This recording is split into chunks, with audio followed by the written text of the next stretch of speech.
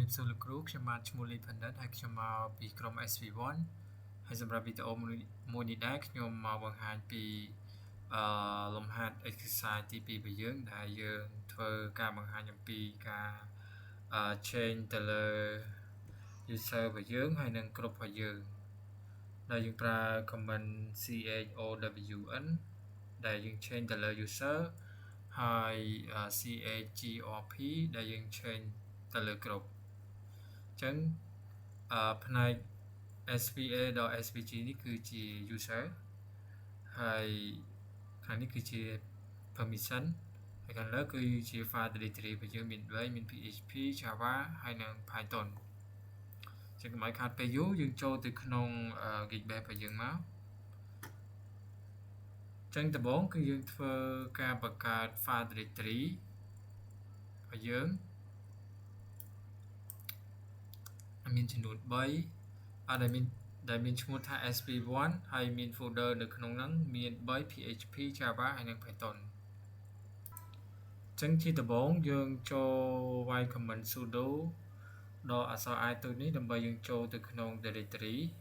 បន្ទាប់មកគឺយើងបង្កើត folder ចំនួន3នៅក្នុង directory របស់យើងគឺ SP1 PHP Java និង Python អញ្ចឹងយើងនឹងទទួលបាន folder ដែលមាននៅក្នុង directory របស់យើងហ្នឹង Java Python PHP និង Python តមកយើងធ្វើការបង្កើតgroupមាន group PHP កន្លែងនេះ group Java ហើយនិង group Python ចឹងបន្ទាប់មកទៀតយើងទៅបង្កើតយើង add user របស់យើងមានន័យថាយើងបង្កើត user របស់យើង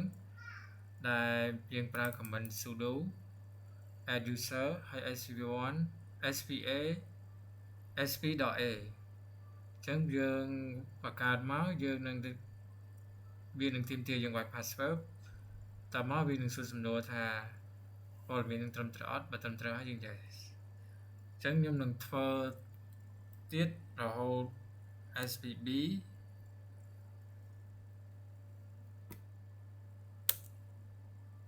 my password confirm password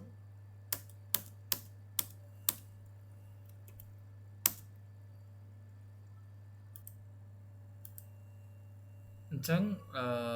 បន្ទាប់មកទៀតខ្ញុំបានបង្កើត user ចំនួន7មានកន្លែងនេះបង្ហាញ user ខ្ញុំដែលខ្ញុំបានបង្កើតមាន SPA load SPG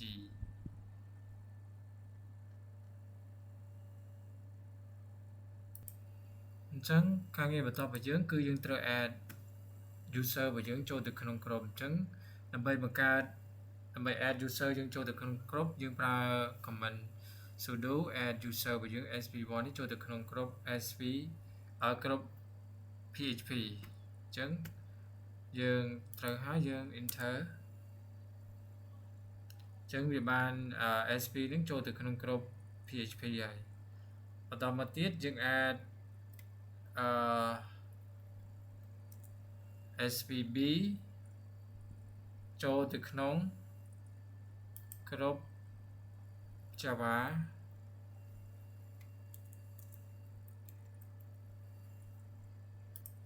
ចឹងបន្ទាប់មកគឺយើងត្រូវ add SPB នេះចូលទៅក្នុង group Java ហើយយើងដាក់ set វាជា group មាន set ពេញលេញ RWX ដែលខ្ញុំបាន run command មួយនេះដែលវាជា group ជា set ពេញលេញមាន SPB ហើយនិង SPE និងមួយ group របស់វាអ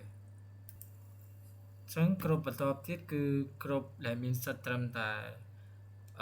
read ហើយនិង execute ទេអញ្ចឹងកន្លែងនេះខ្ញុំបានបង្កើត group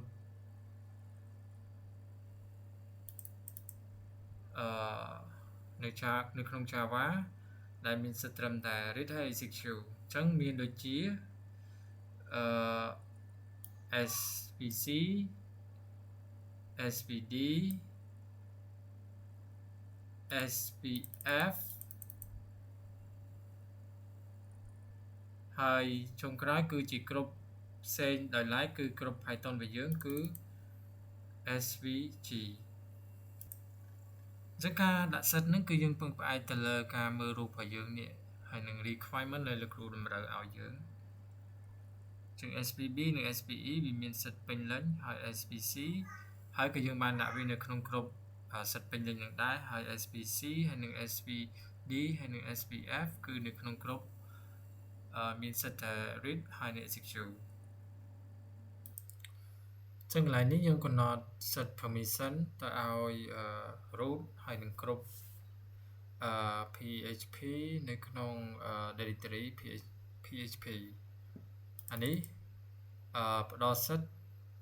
permission ហ្នឹងទៅដល់ root គ្រប់ហើយនឹងនៅក្នុងគ្រប់ Java ហើយមានសិទ្ធិពេញលេញនៅក្នុង directory Java ហើយនេះនៅក្នុង Python តមកខ្ញុំបានអធិស្ឋានកន្លែងនេះគឺយើងផ្ដល់យើង change user directory ហើយនឹងគ្រប់នៅក្នុង directory PHP កន្លែងនេះគឺយើងបដូរuser របស់យើងមកដាក់root ហើយនឹងគ្រប់ Java ដែលមានសិទ្ធិពេញលេញSP1 Java នៅក្នុង directory SP1 Java នឹងឯងហើយទី3យើង change command នេះគឺ command change user root របស់យើងហើយនឹងគ្រប់ដាក់មកចូលនៅក្នុងfolder directory SP1 folder Python កន្លែងនេះបានយើងផ្ដល់សិទ្ធិអញ្ចឹង chmod នេះគឺយើងឲ្យសិទ្ធិវាពេញលេញ770អញ្ចឹង0កតុយគឺមានន័យថាអត់មានសិទ្ធិពេញលេញទេអញ្ចឹងដំបូងគេគឺជា user មានសិទ្ធិពេញលេញហើយបន្តមកទៀតគ្រប់មានសិទ្ធិពេញលេញហើយ other អត់មានសិទ្ធិទេអានេះដូចគ្នាសម្រាប់ Java សម្រាប់កន្លែងនេះគឺខ្ញុំបាន install ACL ដើម្បីយើងអាច run command មួយនេះបានគឺ command កន្លែងនេះខ្ញុំ sudo sez fact faclm ដើម្បីយើងអាចហៅថាយើងដោយសារតែក្នុងគ្រប់ Java ហ្នឹងវាមាន OS គ្រប់នៅក្នុងហ្នឹងចឹងយើងត្រូវ run command ហ្នឹងដើម្បីឲ្យវាស្ថិតនៅក្នុងគ្រប់ Java របស់យើង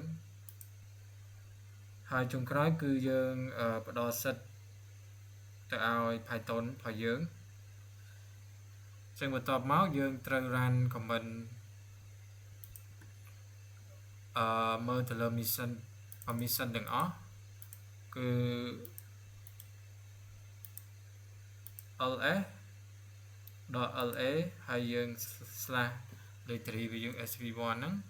អញ្ចឹងយើងនឹងឃើញសិទ្ធិ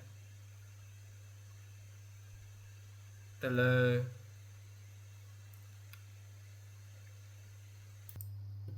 ចឹងមូលហេតុដែលយើងអត់ដាក់SPA ដូចនៅក្នុងគ្រប់PHP នេះមូលហេតុដែលយើងអត់ដាក់ SPA នៅក្នុងកន្លែង user នេះដោយសារតែនៅពេលដែលយើងដាក់ SPA នៅកន្លែងហ្នឹងអញ្ចឹងវាធ្វើឲ្យ SPA ហ្នឹងមានសិទ្ធិពេញលេញវាអាចលុបវាមាន permission នឹងពេញលេញអញ្ចឹងវាធ្វើឲ្យកន្លែងហ្នឹងវាអត់មាន admin កន្លែងហ្នឹងបើសិនជាយើងចង់ដូរវាទៅជា user គឺយើងគ្រាន់តែវាយ command sudo ហើយយើងវាយ chown ហើយយើងវាយ spa ចូលមកចឹងកន្លែងនេះខ្ញុំនឹងធ្វើតេស្តនៅពេលក្រោយឲ្យបណ្ដាខ្ញុំសូមបញ្យល់ពាក់ព័ន្ធទៅនឹងresult សិនចឹងខ្ញុំសូមបញ្យល់ទៅលើ file កន្លែងនេះចឹងដែលយើងមាន user root យើងគឺជា admin ដែលមានសិទ្ធិពេញលេញនៅក្នុងហើយគ្រប់របស់យើងក៏មានសិទ្ធិពេញលេញដែរចំណែក other គឺអត់មានសិទ្ធិទេចំណែកឯនៅក្នុងគ្រប់ Java នេះយើងបានដឹងហើយថាវាមាន user ច្រើននៅក្នុងហ្នឹងហើយវាមានដូចជាឧទាហរណ៍ SPB SVE គឺមានសិទ្ធិពេញលេញដូចគ្នាទាំងពីរ ហើយសញ្ញាបូកកន្លែងនេះគឺតំណាងឲ្យ ACL ដែលវាអាចនឹងមានគ្រប់2មានOX ហើយនឹង OW ដែលកន្លែងហ្នឹងដែលជាមូលហេតុដែលយើងអាចដាក់សិតនីមួយៗបានដោយសារតែនៅក្នុងគ្រប់Java នេះវាមាន user ច្រើនហើយនៅក្នុង Python របស់យើងគឺមានតែមួយទេគឺ root របស់យើងនៅក្នុងក្រុម Python ដែលជា SVG មានសិទ្ធិពេញលេញជាងយើងអាចមើលឲ្យថានៅក្នុងroot ក្រុម PHP នេះគឺមានសិទ្ធិ user ហើយនឹងក្រុមមានសិទ្ធិពេញលេញ other គឺអត់មានសិទ្ធិទេនៅក្នុងនេះក៏ដូចគ្នាដែរដែលយើងបាន set up វានៅផ្នែកខាងលើខាងនេះ700 7700សញ្ញាបូកនេះខ្ញុំបានបញ្ជាក់មុនហើយគឺវាជា ACL ដែលយើងបាន run កន្លែងនេះហើយនឹងដើម្បីយើងចោះមក run command មួយនេះចឹងបើយើង install ហ្នឹងទេយើងអាច run command នេះកើតដែរអានេះគឺជា command ដែលយើងអាចបញ្ចូលនៅគ្រប់ថ្មីដែលមាន set read ហើយនឹង execute ចូលទៅក្នុង Java គ្រប់របស់យើង folder របស់យើង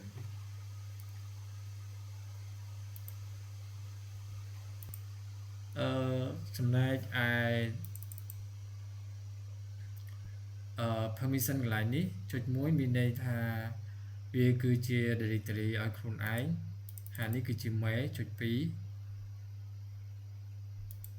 វាគ្រាន់តែតំណាងឲ្យតែប៉ុណ្្នឹងទេហើយយើងអាចឆែកសិទ្ធិរបស់វា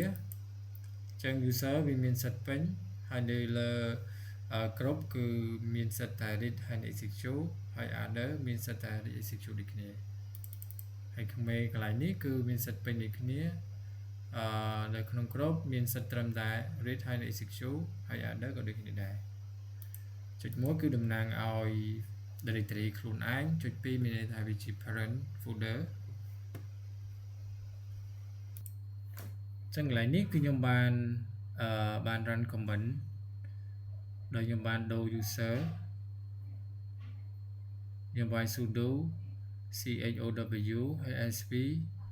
.a ចូលទៅក្នុង directory php ចឹងកន្លែងនេះវាបដូរពីមុនវាជា root កន្លែងនេះខ្ញុំបានបដូរវាមកជា sv a ហើយនៅក្នុងកន្លែងបន្តមកទៀតគឺខ្ញុំបានដូរនៅក្នុង root Java ដែរហើយនឹង Python ចឹងកន្លែងហ្នឹងវាបដូរមកទាំងអស់ដោយសារតែអា3នេះវាតំណាងឲ្យមានសិទ្ធិពេញលេញដូចគ្នានៅក្នុងការ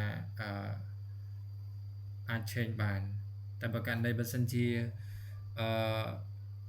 វាអាចឈរបានត្រឹមតែ3ទេដោយសារតែយើងមាន folder តែ3ហើយបើសិនជាយើងចង់ឲ្យ SVE មានដែរលុះត្រាតែយើង run command ថ្មីមួយទៀតចឹងកន្លែងនេះយើងអាចនឹងឃើញថាមិញវាខ្ញុំបានដូរវាមក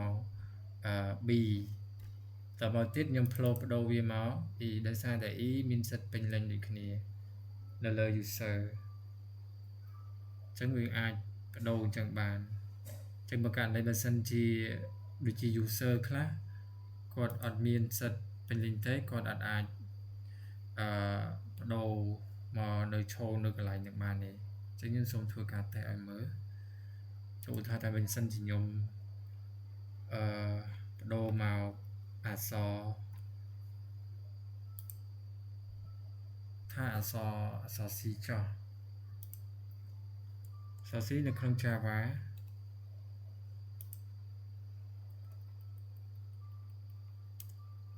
លេខសាឆែក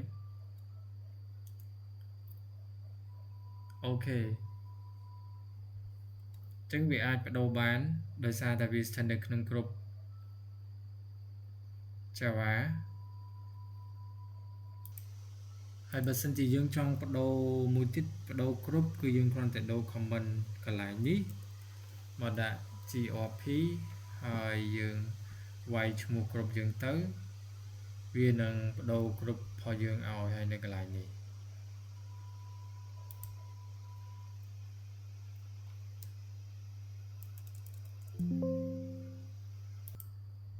ចឹងការនេះមួយទៀតបើសិនយើងវាយ comment get FACL SP1 directory SP1 ហើយនៅក្នុង folder Java នេះយើងនឹងឃើញ file វានឹងបង្ហាញ detail ថាវាជា file directory SP1 នៅក្នុង folder Java ហើយ owner របស់វាគឺជា sp.b ដោយសារតែកន្លែងនេះខ្ញុំបានបដូរវាមក b វិញនេះកន្លែងនេះបើសិនជាយើងដាក់ root វានឹងបញ្ចេញ root ដូចគ្នាហើយវាជាគ្រប់គឺជាគ្រប់ Java ហើយមានសិទ្ធិពេញលេញ user ពេញគ្រប់ពេញគ្រប់ Java គ្រប់ Java នេះវាមាននៅក្នុងហ្នឹងវាមានread ហើយនឹង execute ដែលយើងមើលទៅតាមក្នុងនេះអញ្ចឹង svc វាមានសិទ្ធិតែ read និង execute svd ក៏ដូចគ្នាហើយ svf អានឹងគ្រប់នឹងសិននៅក្នុងគ្រប់នេះ